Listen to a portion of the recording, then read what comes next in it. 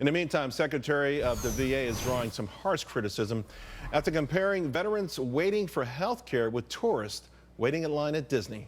Take a listen. The days to an appointment is really not what we should be measuring. What we should be measuring is the veteran's satisfaction. I mean, what really counts is how does the veteran feel about their encounter with the VA.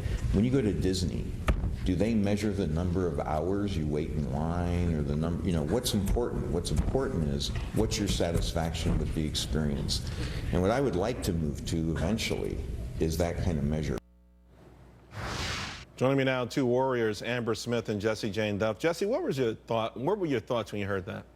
I thought it's incorrigible. He's comparing waiting for a line at Dumbo or a picture with Mickey Mouse for the veterans that are dying, waiting for medical care. What kind of world does he live in? He needs to challenge himself and take his family and go get on the VA medical system. Put your money where your mouth is if you believe so much in the care that our veterans are getting. You know, ironically, Amber, Disney does measure the amount of time people wait on lines, and they try to shorten it, but they're not dealing with life or death situations. Yeah, absolutely. I can't remember the last time someone died waiting in line to go to Space Mountain. I think what we really saw with what Secretary McDonald said today in his remarks is just how out of touch he is with not only the deep-rooted systemic problems that exist at the VA, but with the veterans that he is supposed to be serving. This is not a laughing matter. 22 veterans commit suicide every single day.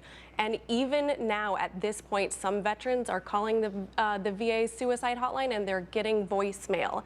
Some veterans have died as a result of waiting for their health care, and those wait times and wait lists have been manipulated. So it's not a laughing matter, and it's a real disgrace that the leader of the VA, who has been tasked with reform, is treating it as such. Do you think it's just reflective of the administration? I mean, he was brought in as some sort of savior. Exactly. He was brought in to reform the VA. Everyone had high hopes for Bob McDonald. I did, because we want change for the VA. We want what's best for our veterans. And instead, he's taken on this role where he's accepting the status quo. He's putting the VA and VA employees ahead of veterans that they're supposed to be serving and making them at the top of their list and their priority. Right. You know, Jessie Jane, this has been one of the things that's bothered Americans for so long, and it feels like every time it's addressed, it actually gets worse, not better. Can this be finally an opportunity maybe to get some change, even with President Obama in the White House? Because this is just one of the, it's just despicable what we heard today.